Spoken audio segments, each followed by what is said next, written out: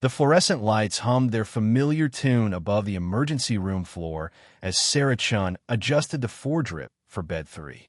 2:15 a.m., the witching hour when most people slept and the hospital settled into its quieter rhythm. She moved between patients with practiced efficiency, her soft-soled shoes making no sound on the polished linoleum. "She's so weird," whispered Jessica from behind the nurse's station. "Been here 2 years, and I still don't know anything about her." Sarah's hands remained steady as she checked the elderly man's pulse. 68 beats per minute. Regular. Strong for his age. She made a note on his chart and moved to the next bed without acknowledging the conversation happening 15 feet away. "I heard she doesn't even have social media," added Marcus, the night orderly. "Who doesn't have Facebook in 2026? Dr. Rodriguez emerged from the break room, coffee in hand. "Leave Chin alone. She does her job better than half the day shift." He paused, watching Sarah efficiently change a dressing on a construction worker's lacerated arm. "Though I'll admit she's different." Different. Sarah had heard that word follow her for 24 months now. Different because she arrived exactly on time and left exactly when her shift ended. Different because she ate lunch alone, reading medical journals instead of gossiping. Different because when the trauma cases came in, the car accidents, the overdoses, the violence that painted the night shift in shades of red, she worked with a calm precision that unnerved her colleagues. The automatic doors burst open with a pneumatic hiss. 2 paramedics wheeled in a stretcher, their faces grim under the harsh lights. 23-year-old male, motorcycle versus semi, called out the lead paramedic. Multiple lacerations, possible internal bleeding, vitals dropping fast. The emergency room transformed. Dr. Rodriguez set down his coffee and moved toward Trauma Bay 2. Jessica grabbed supplies. Marcus cleared the hallway. And Sarah. Sarah was already there, her hands moving over the patient before the stretcher had fully stopped. "Pulse is thready," she said quietly, her fingers finding the carotid artery. "Breathing shallow. Pupils responsive but sluggish." Her eyes scanned the young man's body with methodical precision. Probable splenic rupture based on the impact pattern and abdominal rigidity. Dr. Rodriguez looked up from where he was cutting away the patient's jacket. "How did you—" "The bruising pattern," Sarah said simply, already preparing a blood pressure cuff. "And the way he's guarding his left side. Classic presentation." She worked without wasted motion, each action flowing into the next. For access established in 12 seconds. Blood drawn for typing and cross-matching. Oxygen saturation monitored. Her movements held an economy of motion that spoke of training beyond nursing school, though no one in the room recognized it for what it was. "We need to get him his surgery," Dr. Rodriguez said, but Sarah was already on the phone with Eeyore, speaking in calm, clipped sentences that conveyed urgency without panic. 20 minutes later, the patient was stable and heading upstairs. The emergency room returned to its quieter rhythm, but the whispers had changed. "Did you see how fast she moved?" Jessica asked Marcus. "Like she'd done it 1,000 times before," he replied. Sarah cleaned the trauma bay methodically, disposing of used supplies and restocking for the next emergency. Her movements were automatic now, muscle memory taking over while her mind wandered to places she tried not to visit. Desert highways, convoy routes, the weight of field medical equipment in a pack designed for speed and stealth. She shook her head slightly, banishing the memories. That life was over. Had been over for 2 years now. She was just Sarah Chun, night shift nurse at St. Mary's Hospital. Quiet, competent, forgettable. Dr. Rod. "Thank you, doctor. Where did you train before coming here? Your file just says nursing school at State, but that kind of trauma response." He trailed off, waiting for her to fill the silence. Sarah met his eyes briefly, then looked away. "Just experience, I guess." It wasn't entirely a lie. She did have experience, more than anyone in this hospital could imagine, but experience gained in places that didn't exist on any official map, treating wounds that couldn't be explained in any civilian medical report. "Well, whatever it is, keep it up."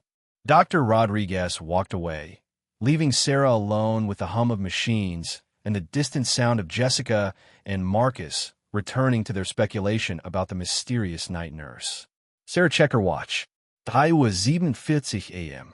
4 hours and 13 minutes until her shift ended. 4 hours and 13 minutes until she could return to her small apartment, draw the blackout curtains, and pretend that the dreams didn't come every time she closed her eyes. She picked up the next chart and moved toward bed 7, where an elderly woman waited for her morning medications. Just another patient. Just another night. Just another step further away from the person she used to be. Outside, the first black SUV was already turning into the hospital parking lot, its occupants studying a photograph of a woman who was supposed to be dead. The automatic doors opened at 4:23 a.m. with their usual soft hiss, but the 3 men who entered moved differently than the typical emergency room visitors. No frantic energy of worried family members. No stumbling gait of late-night accidents. They walked with measured steps, their dark suits crisp despite the early hour, eyes scanning the room with professional assessment. Sarah noticed them immediately from her position at the medication cart. 20 years of training had taught her to catalog threats within seconds of their appearance. 3 males, mid-30s to early 40s. Fit builds beneath tailored jackets. The way they moved suggested concealed weapons. Federal agents, most likely. The question was why they were here. She continued preparing Mrs. Patterson's morning insulin, her hands steady while her peripheral vision tracked the men's movement toward the nurse's station. Jessica looked up from her computer, her expression shifting from tired boredom to nervous attention. "Can I help you, gentlemen?" Jessica asked, her voice carrying the forced politeness reserved for authority figures. The lead agent, a tall man with graying temples, produced a leather credential case. "Agent Morrison, FBI. We need to speak with one of your medical staff." Dr. Rodriguez emerged from the break room, drawn by the unusual activity. "I am Dr. Rodriguez, attendant physician. Is there some kind of emergency?" "We're looking for a medic," Morrison said, his voice carrying the flat tone of someone accustomed to being obeyed. "Someone with advanced trauma experience." "Well, I'm a senior physician on duty," Dr. Rodriguez replied, straightening slightly. "What kind of medical emergency requires federal involvement?" Sarah administered Mrs. Patterson's injection, her movements automatic while she listened to the conversation. The elderly woman smiled and thanked her, but Sarah's attention remained fixed on the agents. Something about Morrison's posture, the way he held himself, triggered a memory she'd spent 2 years trying to bury. "We need Sarah Chun," Morrison said quietly. The medication cart's wheels squeaked as Sarah's grip tightened involuntarily. She forced herself to continue her rounds, moving to the next patient while her mind raced through possibilities. How had they found her? The identity was supposed to be airtight. Sarah Chun, nursing school graduate, no military record, no classified clearances. A ghost built from carefully constructed documents and buried histories. "Sarah, Doctor, we need Sarah Chun," the second agent repeated, his voice carrying finality. Jessica pointed toward the far end of the ward where Sarah was checking a patient's blood pressure. "She's over there, but I don't understand. Sarah's only been here 2 years, and she's pretty quiet. Keeps to herself mostly." Sarah finished taking the reading. 142/88, slightly elevated but stable for the patient's condition, and made a note on the chart. She could feel their eyes on her now, 3 sets of professional assessment that saw through the careful facade she'd built. Her hands remained steady as she hung the blood pressure cuff back on its hook, but her mind was already shifting into operational mode. She turned and walked toward them, her pace unhurried but direct. No point in running. If they'd found her here, they'd find her anywhere. The question was what they wanted and whether she could walk away from it. "Sarah Chun?" Morrison asked as she approached. "Yes." He studied her face for a long moment, and she saw recognition flicker in his eyes. "We need to speak with you privately." Dr. Rodriguez stepped forward. "Now wait just a minute. Sarah's in the middle of her shift, and I can't have federal agents disrupting my emergency room without some explanation." "It's all right, doctor," Sarah said quietly. Her voice carried the same calm tone she used with patients, but underneath lay something harder. "I'll speak with them." She led the agents to the small conference room used for family meetings, closing the door behind them. The fluorescent light flickered once before settling into its steady hum. Morrison and his partners arranged themselves with practiced efficiency. One by the door, one by the window, Morrison across from her at the small table. "You're supposed to be dead," Morrison said without preamble. "I am dead," Sarah replied. Sarah Chun is a night shift nurse at St. Mary's Hospital. Nothing more. "Phoenix," the third agent said, speaking for the first time. His voice carried a slight accent. Southern, maybe Texas. "We need Phoenix." The name hit her like a physical blow, though she didn't let it show. Phoenix. The call sign she'd carried through 3 tours in places that didn't exist on any map. The identity she'd buried along with too many friends and too many missions that ended in ways the public would never know. "Phoenix died in Kandahar province 2 years ago," Sarah said. "Officially and permanently." Morrison leaned forward. "There's been an incident. Biological containment breach at a federal facility 40 minutes from here. We have 17 people down, possibly more. The regular medical teams can't handle this kind of exposure." "Then call the CDC. Call USAMRIID. Call someone who officially exists." "We did. There's 6 hours out minimum. These people don't have 6 hours." Sarah felt the familiar weight settling on her shoulders, the burden of knowledge and capability that she tried so hard to leave behind. "What kind of biological agent?" "Classified," the Texas agent said. "Then find someone with clearance." Morrison reached into his jacket and produced a tablet, sliding it across the table. The screen showed a medical facility in chaos. People in hazmat suits moving between gurneys. Patients with symptoms she recognized from classified briefings she wasn't supposed to remember. "You still have clearance," Morrison said quietly. "Your death was administrative. The clearance remains active for situations exactly like this." Sarah stared at the screen, watching medics struggle with procedures she could perform in her sleep.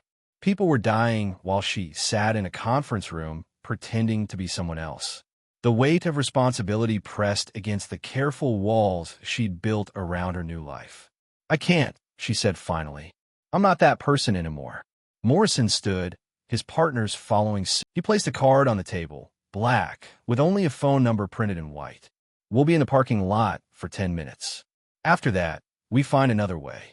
They filed out, leaving Sarah alone with the flickering fluorescent light and the weight of a choice she'd hoped never to face again. Through the conference room window, she could see the emergency room continuing its quiet rhythm. Jessica updating charts. Dr. Rodriguez checking on patients. Marcus restocking supplies. Her normal life. Her safe life. Her carefully constructed anonymity. She picked up the black card and stared at the number, knowing that dialing it would end everything she'd built over the past 2 years. But in her mind, she could still see the chaos on Morrison's tablet, could hear the echo of training that had been drilled into her until it became instinct. Leave no one behind. Sarah closed her eyes and reached for her phone.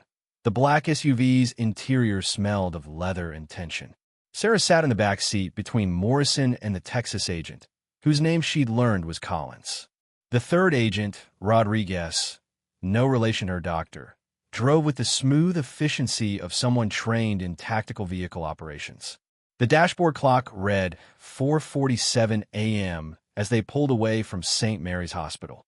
"The facility is designated Research Station Echo," Morrison began, opening a reinforced briefcase. "Officially, it doesn't exist. Unofficially, it's a joint CDCDOD biocontainment laboratory studying defensive countermeasures."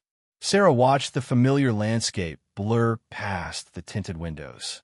40 minutes from the hospital meant they were heading toward the industrial district near the state border, where federal facilities could operate without civilian oversight. What kind of countermeasures? Collins handed her a tablet displaying aerial photographs of a nondescript concrete building surrounded by multiple security perimeters. The kind that require people with your clearance level to even know they exist. The vehicle turned onto a service road, leaving the main highway behind. Sarah's training automatically cataloged their route. 2 left turns, 1 right, past a defunct gas station and through a checkpoint she couldn't see but knew was there. the kind of place where people went to work on projects that would never appear in any public record. At 11:47 p.m. last night, containment was breached in Laboratory 7. Morrison continued. Initial exposure affected 4 researchers. By midnight, we had 7 casualties. By 2 a.m., 17 people were down. Symptoms? Sarah asked, though part of her already knew. The chaos she'd seen on Morrison's tablet had a familiar pattern, one that triggered memories of classified briefings in windowless rooms. Respiratory distress, neurological impairment, rapid onset of systemic failure, Collins said. The facility's medical team is overwhelmed. They're good, but they're not equipped for this level of exposure. Sarah studied the tablet, scrolling through medical reports that painted a picture of controlled chaos. The symptoms matched protocols she'd studied, but hoped never to encounter. This isn't a natural pathogen. No, Morrison said quietly. It's not. The SUV slowed as they approached another checkpoint, this one visible. Concrete barriers, armed guards, and scanning equipment that would detect everything from weapons to radiation. Rodriguez lowered his window and presented credentials that caused the guards to wave them through without inspection. The facility has been under full quarantine since the breach, Morrison continued. No one in or out except essential personnel. The regular medical teams are working in full hazmat protocols, but they're losing people faster than they can treat them. Sarah felt the familiar weight of responsibility settling over her like a heavy coat. What makes you think I can do better? Collins turned to face her directly. Because you've seen that you treated 12 cases of experimental biological exposure and saved 11 of them. The memory hit her like a physical blow. A convoy ambush that had gone wrong in ways the official reports would never reflect. Soldiers exposed to weapons that weren't supposed to exist, dying from symptoms that had no official treatment protocols. She'd improvised procedures based on classified research, working in a field hospital while mortars fell around them. That was different, she said quietly. Different agent, different exposure levels. Same principles, Morrison replied. And you're the only person within 6 hours who has experience with this class of biological weapon. The SUV crested a small hill, and Research Station Echo came into view. From the outside, it looked like any other government facility. Concrete walls, minimal windows, security fencing topped with razor wire. But Sarah could see the signs of crisis. Additional vehicles in the parking area, emergency lighting, and the telltale white shapes of decontamination tents set up near the main entrance. The facility director is Dr. Elizabeth Warren, Collins said, handing her another tablet with personnel files. 20 years with the CDC, specialized in biocontainment. She's good, but she's never dealt with weaponized agents. Sarah scrolled through the files, memorizing faces and specialties. 17 people down, but the facility normally housed 43 personnel. That meant 26 people were still functional, still trying to contain whatever had been released in Laboratory 7. What's the exposure vector? She asked. Airborne initially, but it's showing signs of surface contamination as well, Morrison said. The facility's ventilation system was shut down immediately, but not before the agent spread to 3 adjacent laboratories. The SUV pulled into a staging area where other federal vehicles were parked. Sarah could see figures in hazmat suits moving between decontamination stations, their movements carrying the careful precision of people working with invisible death. I need to know exactly what we're dealing with, Sarah said. No classifications, no need-to-know restrictions. If you want me to save these people, I need complete information. Morrison and Collins exchanged a look that spoke of protocols and clearance levels. Finally, Morrison nodded. The agent is designated BW-47. It's a modified hemorrhagic fever virus, engineered for rapid transmission and accelerated symptom onset. Sarah felt her blood chill. Hemorrhagic fever viruses were among the most dangerous biological agents known to science. Modified versions were the stuff of nightmares, designed to kill quickly and spread efficiently. Mortality rate? In laboratory conditions, 97% within 72 hours of exposure. The number hung in the air like a death sentence. 17 people exposed, with a 3% survival rate. The mathematics were brutal and unforgiving. But, Collins added, the Kandahar cases had similar mortality projections. You changed those odds. Sarah stared at the facility, watching the controlled chaos of the decontamination procedures. Somewhere inside that building, 17 people were dying from exposure to a weapon that shouldn't exist. People with families, with lives beyond their classified work, with futures that were rapidly running out. I'll need complete access to the facility's medical supplies, she said finally. And I'll need to modify some of the treatment protocols based on what I learned in Kandahar. Morrison smiled for the first time since entering the hospital. Dr. Warren has been briefed on your background. She's prepared to give you whatever you need. The SUV stopped near the decontamination tents. Through the windshield, Sarah could see technicians preparing hazmat suits, their movements efficient but urgent. In a few minutes, she would enter that facility and become Phoenix again, the medic who had saved lives in places that didn't exist. One more thing, she said as Morrison reached for the door handle. When this is over, Sarah Chin goes back to her quiet life at St. Mary's Hospital. Phoenix stays buried. Morrison nodded. Understood. This conversation never happened, and you were never here. Sarah took a deep breath, feeling the last vestiges of her civilian identity falling away like shed skin. 17 people were counting on her, even if they didn't know it yet. She opened the door and stepped into the pre-dawn darkness, ready to become someone she'd hoped never to be again. The decontamination tent loomed ahead, white and sterile under the harsh floodlights. Beyond it lay Laboratory 7 and the invisible enemy that was killing people with methodical efficiency. Phoenix was going back to work. The decontamination tent buzzed with controlled activity as Sarah approached the equipment stations. Dr. Elizabeth Warren emerged from behind a bank of monitoring equipment, her face drawn with exhaustion and stress. Even through the clear face shield of her hazmat suit, Sarah could see the weight of command pressing down on the facility director. "You must be our specialist," Dr. Warren said, her voice slightly distorted by the suit's communication system. "Agent Morrison briefed me on your background, though he was light on specifics." "Sarah Chun," she replied, deliberately using her civilian name. "I understand you have 17 casualties." 18 now, Dr. Warren said grimly. "We lost Dr. Martinez 20 minutes ago. Respiratory failure despite full supportive care." She gestured toward a bank of monitors displaying vital signs.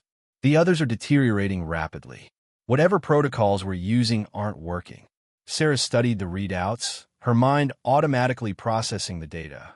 Heart rates elevated but irregular. Blood pressure dropping. Oxygen saturation declining despite mechanical ventilation. The pattern matched what she'd seen in Kandahar, but the progression was faster here. More aggressive. "I need to see your current treatment protocols," Sarah said. Dr. Warren handed her a tablet displaying the facility's medical procedures.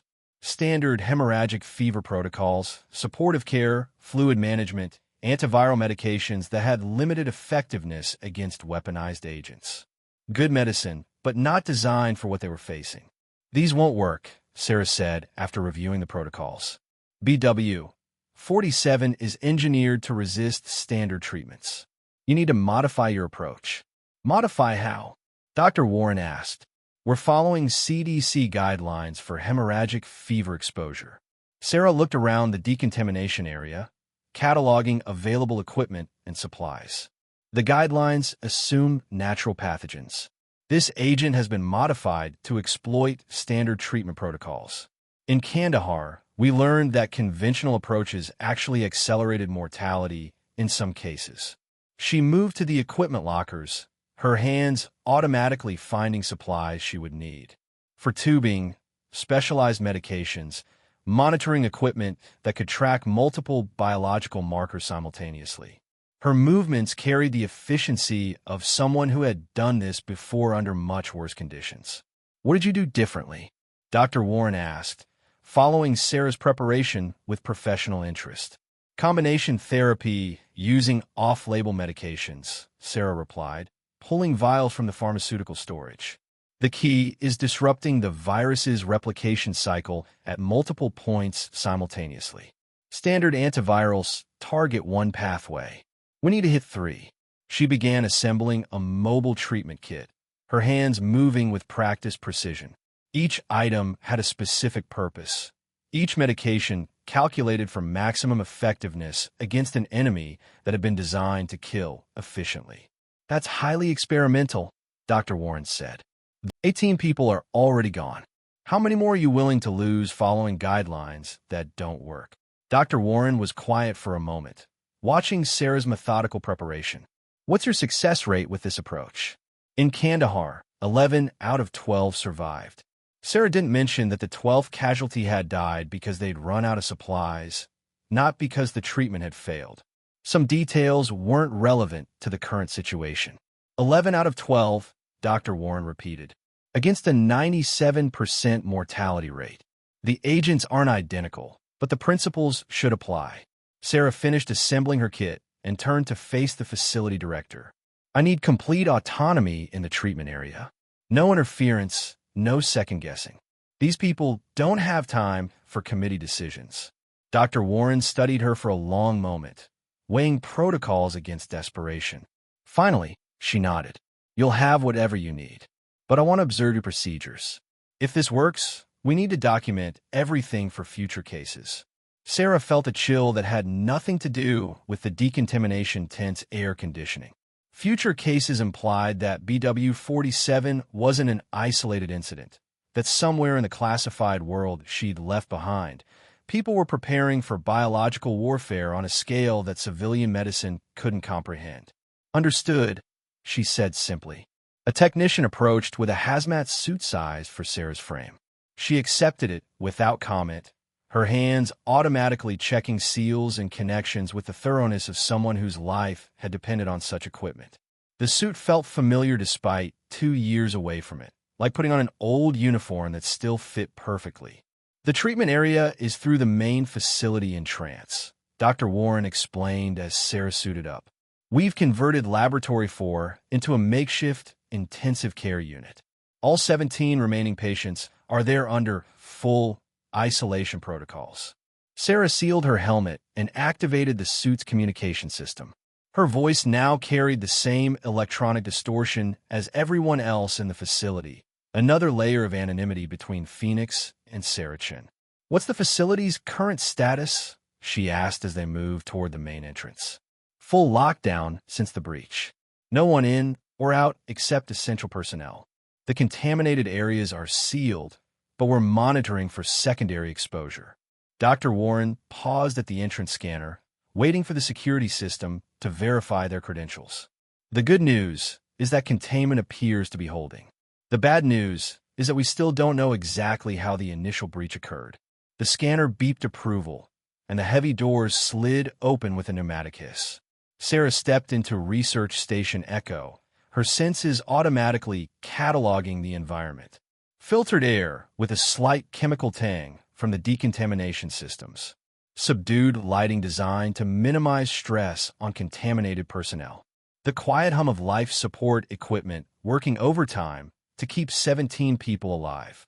Laboratory 4 is this way, Dr. Warren said, leading her down a corridor lined with sealed doors. Each door bore biohazard warnings and electronic locks that would prevent unauthorized access to areas that might still be contaminated. As they walked, Sarah's mind shifted fully into operational mode. 17 patients, each requiring individual assessment and treatment modification. Limited time before the virus progressed beyond the point where intervention could be effective. Resources that were adequate but not unlimited. The mathematics of battlefield medicine, applied to an enemy that couldn't be seen or fought with conventional weapons. They reached Laboratory 4, and Sarah paused at the observation window. Inside, she could see the controlled chaos of intensive care. Monitors beeping, 17 beds. 17 people whose lives now depended on procedures she developed in a war zone half a world away. Sarah checked her equipment one final time, then reached for the laboratory door. Phoenix was about to go to work. The laboratory door sealed behind Sarah with a soft hiss, locking her into an environment where death moved invisibly through the air. Laboratory 4 had been transformed into an intensive care unit that resembled a scene from a medical thriller. 17 beds arranged in precise rows, each surrounded by monitoring equipment that painted the room in a constellation of blinking lights. Sarah moved between the beds with methodical precision, her trained eye cataloging each patient's condition. Bed 1. Dr. Jennifer Walsh, 34, respiratory therapist. Oxygen saturation at 82% despite mechanical ventilation. Skin showing the telltale flush that preceded hemorrhagic symptoms. Time since exposure, 14 hours. Her condition deteriorated rapidly after midnight, said Dr. Kim Patel, the facility's senior physician, approaching from the central monitoring station. His hazmat suit bore the stains of a long night fighting an invisible enemy. We've tried everything in the protocols. Sarah checked Dr. Walsh's chart, noting the medications administered and their lack of effect. Standard antivirals, supportive care, fluid management, all textbook responses that were proving inadequate against an engineered pathogen. The protocols assume natural viral behavior, Sarah said, moving to the next bed. BW 47 has been modified to resist standard treatments. You're fighting the last war. Bed 2 held Dr. Marcus Chun, no relation, despite the shared surname. 38 years old, microbiologist, one of the original 4 exposed in Laboratory 7. His condition was more advanced, with early signs of the hemorrhagic phase that gave these viruses their name. Small petechial hemorrhages dotted his arms where blood vessels had begun to fail. How long do they have? Dr. Patel asked quietly. Sarah continued her assessment, checking vital signs and reviewing lab results on her tablet. Without intervention, 6 to 12 hours for the early cases. The advanced cases. She paused at bed 7, where a young technician named David Kim lay unconscious, his breathing supported entirely by machines. Maybe less. She reached the central monitoring station and began pulling up detailed readouts for all 17 patients. Blood chemistry, viral load counts, organ function markers. The data painted a picture of systematic biological warfare, a virus designed to kill efficiently and resist treatment. I need to modify your 4 protocols immediately, Sarah said, her hands already moving over the medication dispensing system. And I need access to your experimental drug storage. Experimental drugs? Dr. Patel looked uncertain. We have protocols for... Your protocols are killing them, Sarah said, not unkindly, but with absolute certainty. In Kandahar, we learned that BW 47 exploits standard antiviral pathways. The medications you're giving them are actually helping the virus replicate. She pulled up the facility's pharmaceutical inventory on her tablet, scanning for the specific combination she needed. Ribavirin, but administered in pulses rather than continuous infusion. Interferon alpha, but only in conjunction with immunomodulators that weren't typically used for viral infections. And most critically, a protease inhibitor normally reserved for HIV treatment. This is highly irregular, Dr. Patel said, watching Sarah prepare medication combinations that violated every standard protocol. The risk of adverse interactions is less than the certainty of death, Sarah finished, echoing her earlier conversation with her hands worked with practiced efficiency, adjusting drip rates and adding medications in precise sequences. Each modification was calculated based on the patient's weight, exposure level, and current symptoms. The mathematics of survival applied to an enemy that had been designed to make such calculations irrelevant. Where did you learn this? Dr. Patel asked, genuine curiosity overriding his professional skepticism. Experience, Sarah replied, moving to bed 2. The same answer she'd given Dr. Rodriguez at the hospital, but here it carried different weight. Here, experience meant classified operations and experimental treatments developed under fire. She worked her way through the ward systematically, modifying each patient's treatment protocol based on their individual presentation. The early cases received aggressive combination therapy designed to halt viral replication before organ damage became irreversible. The advanced cases required more desperate measures, experimental procedures that pushed the boundaries of medical ethics. At bed 7, David Kim's condition had deteriorated further.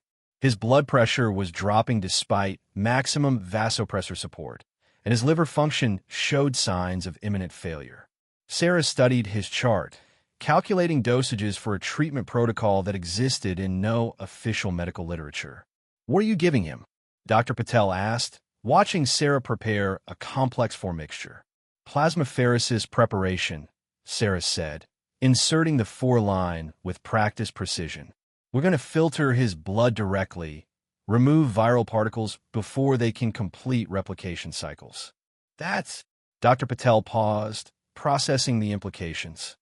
"That's not a standard treatment for viral hemorrhagic fever." "Nothing about this situation is standard," Sarah replied. She activated the plasmapheresis machine, watching as David's blood began cycling through filters designed to remove specific molecular targets. In Kandahar, this procedure saved 3 patients who were beyond conventional treatment. The machine hummed quietly as it worked, its display showing viral load counts that began dropping almost immediately. Not a cure, but a chance. Time for the modified drug protocols to take effect while the virus was physically removed from the patient's system. Sarah moved to the central monitoring station and began tracking all 17 patients simultaneously. Heart rates, blood pressure, oxygen saturation, viral loads. Dozens of data points that would tell her whether her modifications were working or whether she was watching 17 people die despite her best efforts. "How long before we know?" Dr. Patel asked. 2 hours for initial response," Sarah said, her eyes fixed on the monitors. 6 hours for definitive results. She settled into the rhythm of intensive care, moving between patients to adjust medications and monitor responses. Each modification was based on real-time data. Treatment protocols adapted moment by moment as the virus and the human immune system fought their invisible war. At 6:15 a.m., the first sign of improvement appeared on bed 3. Dr. Sarah Martinez, a virologist who had been exposed during the initial breach, showed a slight increase in oxygen saturation. Small but measurable. Hope in digital form. "Her numbers are improving," Dr. Patel said, disbelief evident in his voice. Sarah checked the readout, allowing herself a moment of cautious optimism. The combination therapy is working. Her viral load is dropping. By 6:30, 3 more patients showed similar improvements. Not dramatic recoveries, but the steady progression toward death had been halted. The virus was losing its grip on its victims, one patient at a time. Sarah continued her rounds, fine-tuning treatments and monitoring for adverse reactions. But for the first time since entering Laboratory 4, she allowed herself to believe that Phoenix might save them all at 7:42 a.m. The facility's emergency alarm system activated with a piercing wail that cut through the steady hum of medical equipment. Sarah looked up from bed 12, where she'd been adjusting the plasmapheresis settings for Dr. Rebecca Torres, and saw Dr. Warren's face appear on the laboratory's communication screen. "We have a problem," Dr. Warren announced, her voice tight with controlled panic. "The ventilation system in Section C has failed. Contaminated air is beginning to circulate beyond the quarantine zone." Sarah felt her blood chill. Section C housed the facility's main air handling equipment, and more critically, it connected to the administrative wing where uncontaminated personnel were coordinating the response. A ventilation failure meant the bioweapon was no longer contained to the laboratory areas. "How many people in Section C?" Sarah asked, moving to the communication panel. 12 personnel, including our backup medical team," Dr. Warren replied. "They're sealed in the administrative safe room, but if the contamination spreads through the ventilation system..." Sarah's mind raced through the implications. 12 more potential casualties, but worse than that, the facility's containment had been breached. BW-47 could now spread beyond Research Station Echo, potentially reaching civilian populations that had no protection against a weaponized biological agent. "What's the status of the external containment?" she asked. "Holding for now, but the system wasn't designed for this kind of failure," Dr. Warren said. "We have maybe 2 hours before contaminated air reaches the outer perimeter."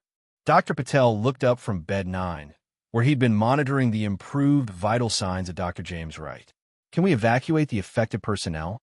Not without exposing them to higher concentrations of the agent, Sarah replied, her training automatically calculating exposure levels and survival probabilities. Moving them now would be a death sentence. She studied the facility schematic on her tablet, tracing air flow patterns and identifying critical junction points. The ventilation failure had created a cascade effect. Contaminated air from Laboratory 7 was now spreading through ducts that connected to previously safe areas. "I need to get to Section C," Sarah said, already moving toward the equipment lockers. "That's suicide," Dr. Patel protested. "The contamination levels in those ducts will be lethal." Sarah pulled additional protective equipment from the storage units. A reinforced hazmat suit designed for extreme exposure scenarios, portable air filtration systems, and emergency medical supplies. "Not if I can reach the manual override controls and restore containment." "The override system is in the main mechanical room," Dr. Warren said through the communication link. "That's at the center of the contamination zone. Even with full protection, exposure time would be manageable," Sarah interrupted, checking the seals on her upgraded suit. "I've worked in worse environments." She paused at Bed 7, where David Kim's condition had stabilized but remained critical. The plasmapheresis had reduced his viral load significantly, but he still required constant monitoring. Leaving him now meant trusting his care to protocols that had been failing before her arrival. "Dr. Patel, I need you to maintain the current treatment schedules exactly as programmed," she said, handing him a tablet with detailed instructions. "Any deviation could reverse the progress we've made." "Where are you going?" Dr. Patel asked, though his expression suggested he already knew. "To fix the ventilation system before this spreads beyond the facility." Sarah moved toward the laboratory exit, but stopped when she noticed movement on Bed 15. She hadn't recognized him initially. The hazmat suits and medical equipment had obscured his identity, but now she could see the familiar features beneath the oxygen mask. "When was he brought in?" she asked Dr. Patel. "About an hour ago. He was part of the team investigating the initial breach when the ventilation failed. Direct exposure to high concentrations of the agent." Sarah checked Morrison's chart, noting the rapid progression of symptoms. His condition was more severe than the original patient's, consistent with exposure to concentrated BW-47. Without immediate intervention, he had perhaps 4 hours before organ failure became irreversible. "He needs plasmapheresis immediately," she said, moving to prepare the equipment. "His viral load is 3 times higher than the others." "You said you needed to reach Section C," Dr. Patel reminded her. Sarah looked at the monitors displaying Morrison's declining vital signs, then at the facility schematic showing contamination spreading toward civilian areas. 2 critical situations, both requiring immediate attention, both potentially fatal if delayed. "Start the plasmapheresis," she decided. "I'll guide you through the setup remotely once I reach the mechanical room." She activated her suit's communication system and moved toward the exit, but Morrison's hand caught her arm weakly. His eyes opened behind the oxygen mask, focusing on her with obvious effort. "Phoenix," he whispered, his voice barely audible through the medical equipment. "Save your strength," Sarah replied. "You're going to be fine." "The breach wasn't accidental," Morrison managed. "Someone inside."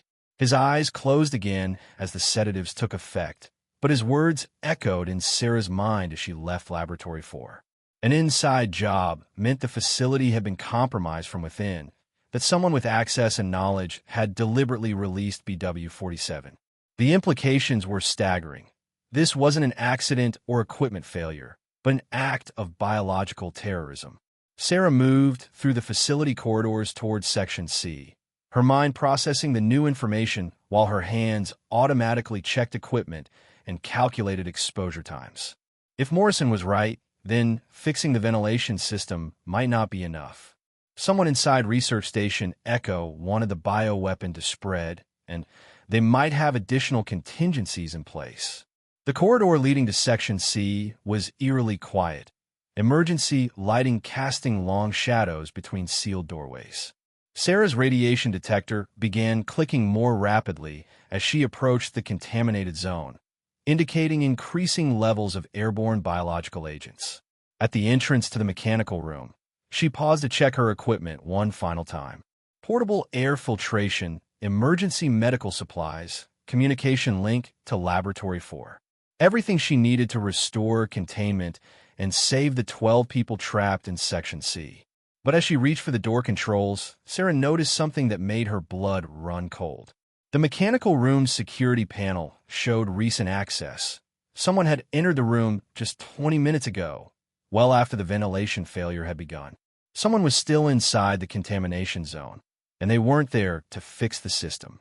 Sarah drew her sidearm, a habit from her military days that civilian life hadn't entirely erased, and prepared to enter a room where biological warfare and human treachery had combined to create a threat that went far beyond anything she'd faced in Kandahar.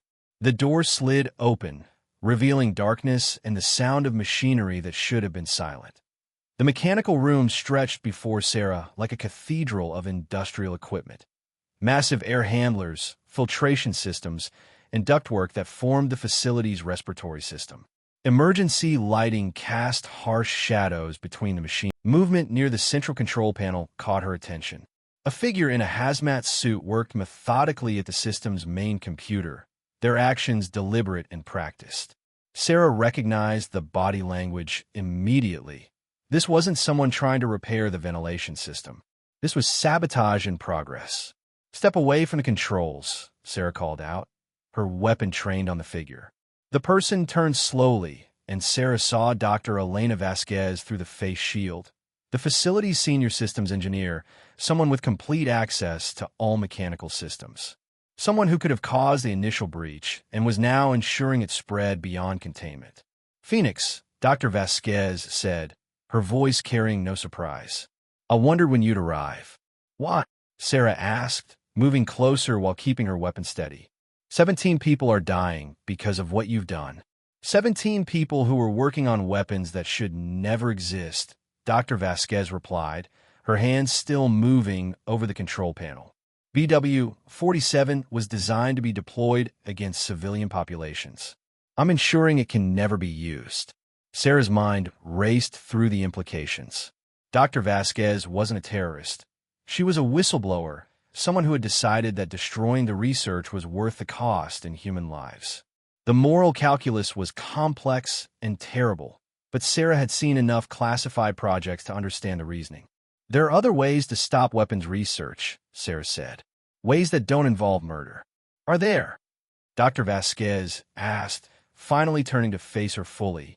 How many weapons programs have been stopped by congressional oversight? How many by media exposure? This research continues because people like you make it possible. The accusation hit harder than Sarah expected.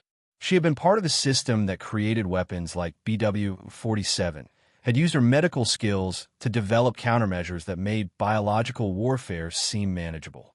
Her work in Kandahar hadn't just saved lives. It had proven that engineered pathogens could be defeated, making their deployment more likely. The people in Laboratory 4 didn't choose to be part of this, Sarah said. Neither did the civilians who would have died when BW-47 was deployed, Dr. Vasquez replied. She gestured toward the control panel, where status lights showed the ventilation system's continued failure. In 6 hours, this facility will be completely contaminated. In 12 hours, the outer containment will fail.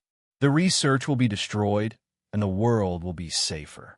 Sarah's communications system crackled with Dr. Patel's voice from Laboratory 4. Phoenix, Morrison's condition is deteriorating rapidly. The plasmapheresis isn't working as effectively as with the others. I need guidance on medication adjustments. She was caught between two impossible choices. Stay here and stop Dr. Vasquez from completing her sabotage, potentially saving the research but allowing the contamination to spread. Or return to Laboratory 4 to save Morrison and the others, but lose the chance to restore containment before civilian areas were affected. You can't save them all, Dr. Vasquez said, reading Sarah's hesitation. That's the lesson of places like this. Every choice involves sacrifice. Sarah's weapon remained trained on Dr. Vasquez, but her mind was calculating survival probabilities and moral equations. 17 patients who might live if she returned to treat them. 12 personnel trapped in Section C who would die if containment wasn't restored. Unknown numbers of civilians who could be exposed if the facility's outer barriers failed. Phoenix, respond please. Dr. Patel's voice carried increasing urgency. Morrison's blood pressure is dropping despite Morrison, who was dying while she stood in a mechanical room debating the ethics of biological warfare with its saboteur. There's a third option, Sarah said suddenly, her training providing a solution that satisfied neither choice completely, but might save the most lives. She moved to a secondary control panel, keeping her weapon trained on Dr. Vasquez while accessing the facility's emergency systems. I can isolate the contaminated sections and restore partial ventilation to the clean areas. The research is destroyed, but the personnel survive. That won't work, Dr. Vasquez said. The contamination has already spread too far. Partial restoration will only delay the inevitable. Sarah's fingers moved over the controls, implementing emergency protocols she'd learned during her classified training. Selective isolation, pressure differentials, emergency filtration, procedures designed for exactly this kind of catastrophic failure. It will work if someone manually operates the isolation valves from inside the contaminated zone, Sarah said, understanding the full implications of her plan. Someone has to stay in the mechanical room to maintain the system until external teams can establish permanent containment. Dr. Vasquez stared at her through the hazmat suit's face shield. That's a death sentence. The contamination levels in here will be lethal within hours. Not necessarily, Sarah replied, though she knew the odds were poor. With proper filtration and medical countermeasures, survival is possible.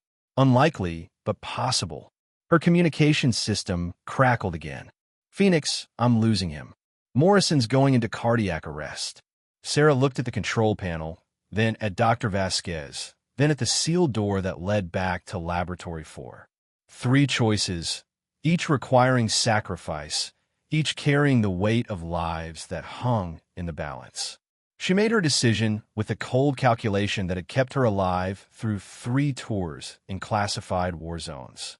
Dr. Vasquez, you're going to help me implement selective isolation, Sarah said, her weapon still trained on the saboteur. Then you're going to leave this room and seal it behind you. And you? Sarah moved to the manual valve controls, heavy wheels that would require constant adjustment to maintain proper pressure differentials.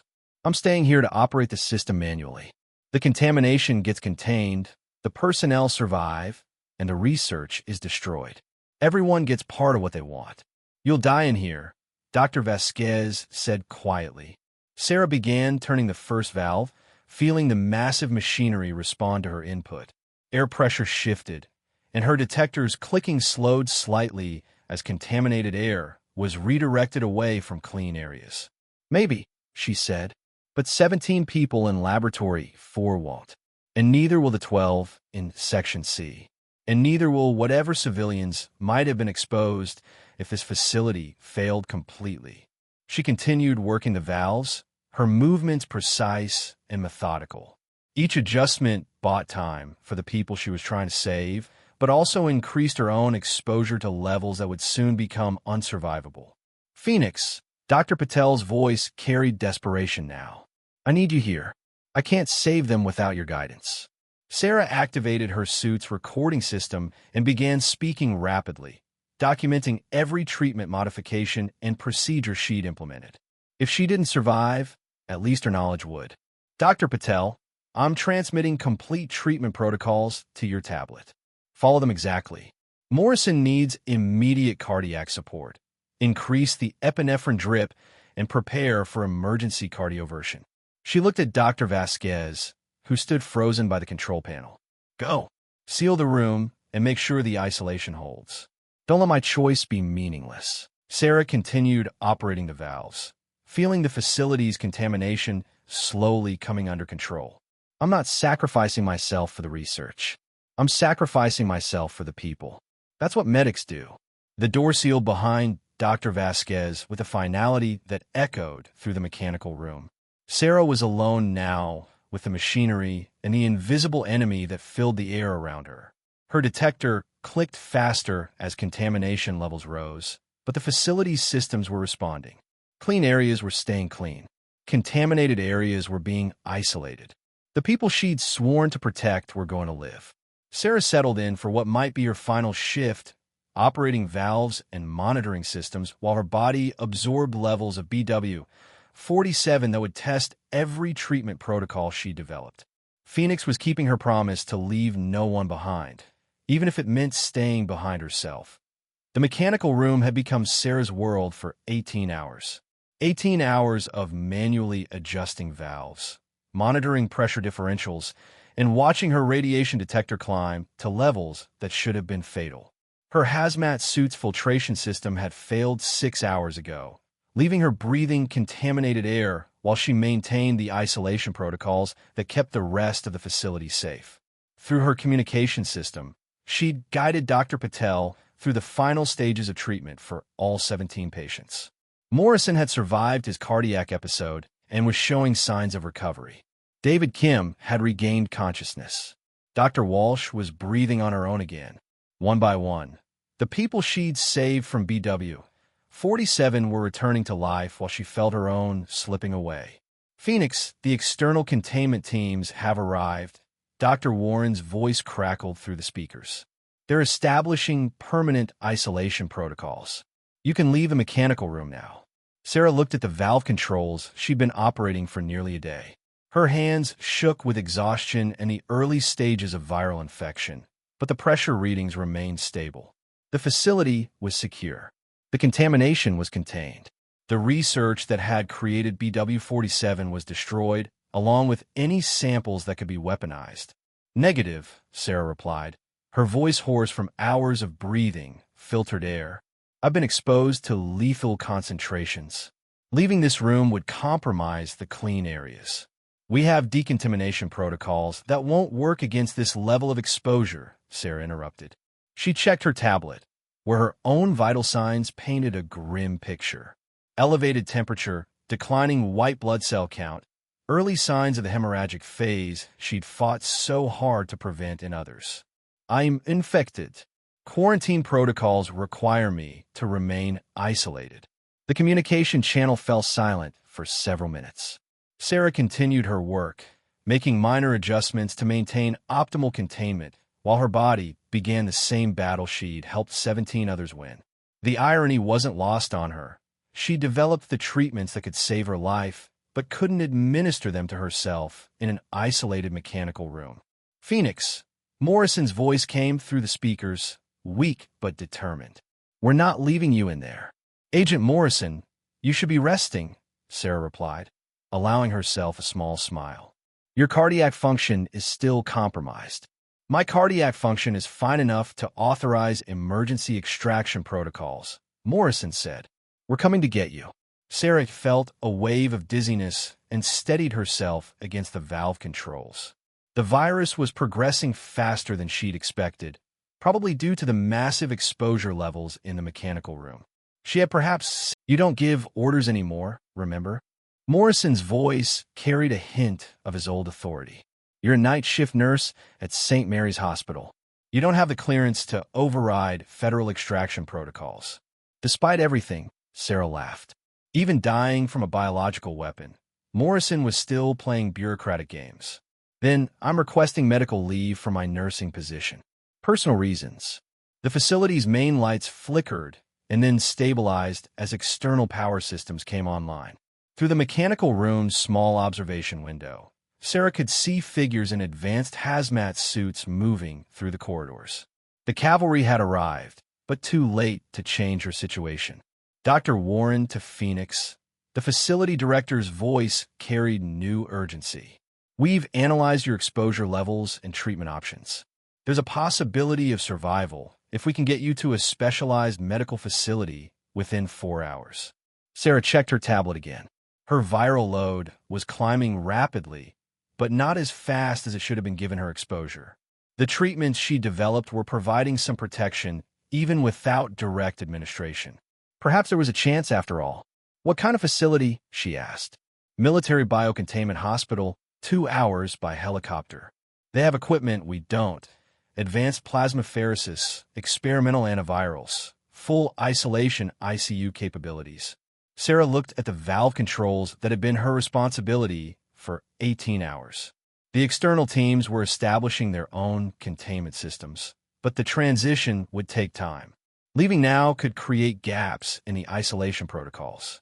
The facility containment will be maintained by our teams, Dr. Warren interrupted. You've done enough, Phoenix. Let us finish the job. Sarah felt another wave of dizziness, stronger this time. Her body was losing the battle against BW-47, and she was running out of time to make a decision. Stay and die, maintaining containment that others could handle, or risk extraction and possible survival. Morrison, she said quietly, if I don't make it, there's something you need to know. Dr. Vasquez wasn't working alone. The breach was too sophisticated for one person. There are others in the program who want this research stopped. We'll find them, Morrison replied. But first we're getting you out of there. The mechanical room door began cycling through its decontamination sequence, indicating that the extraction team was preparing to enter.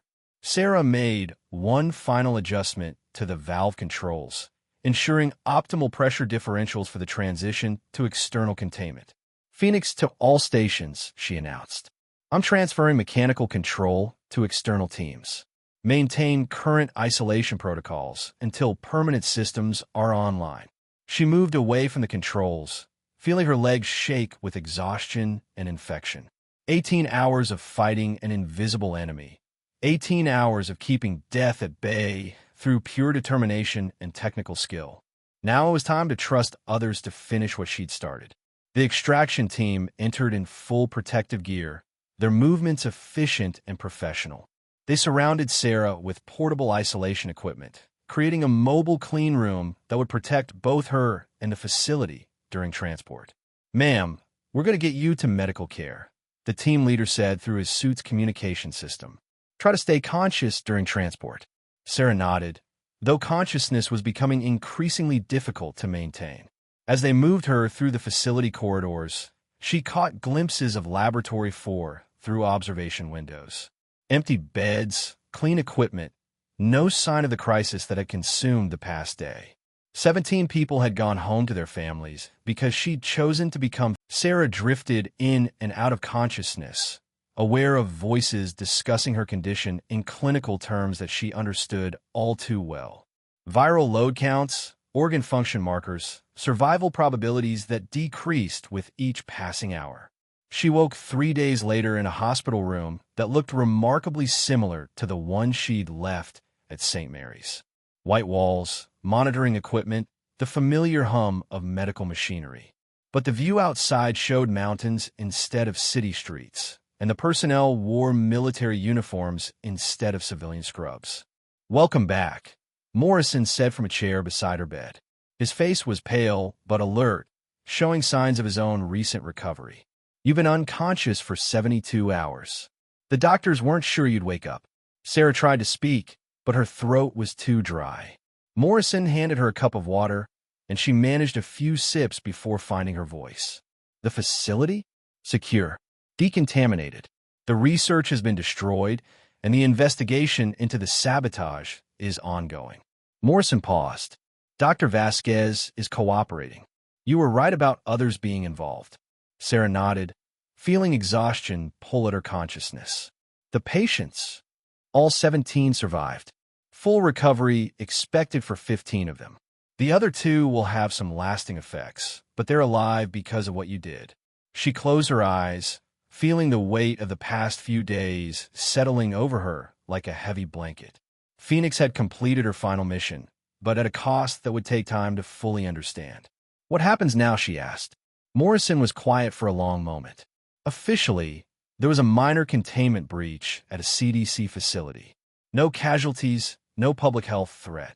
The incident is classified, and everyone involved has been debriefed on the importance of operational security. And unofficially, Phoenix died in that mechanical room.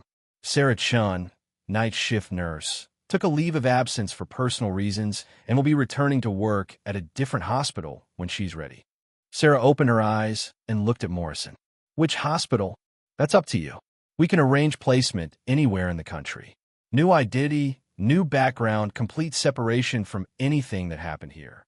Through the window, Sarah could see snow-covered mountains and a landscape that looked nothing like the city where she'd spent 2 years building a quiet life. Another chance to disappear, another opportunity to become someone else entirely. "I want to go back to nursing," she said finally. "Somewhere quiet. Somewhere I can help people without."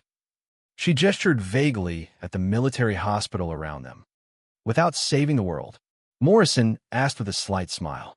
"Without having to choose who lives and who dies," Sarah replied. "I just want to take care of people. One patient at a time. No weapons, no classified missions, no impossible choices." Morrison nodded. "We can arrange that. There's a small hospital in Montana that needs a night shift nurse. Rural area, mostly routine cases. The kind of place where the biggest emergency is usually a farming accident or a heart attack." Sarah closed her eyes again, imagining a place where her biggest concern would be medication schedules and patient comfort, where Phoenix could stay buried and Sarah-chan could live a genuinely quiet life. "Montana sounds perfect," she said. 6 weeks later, Sarah-chan began her first shift at Glacier Valley Hospital, a small facility serving a rural community where everyone knew everyone else's business, except for the quiet night nurse who kept to herself and never talked about her past. Her colleagues whispered about her sometimes, wondering about the woman who worked with unusual precision and never seemed rattled by medical emergencies. But their whispers were different now. Kinda. They spoke of her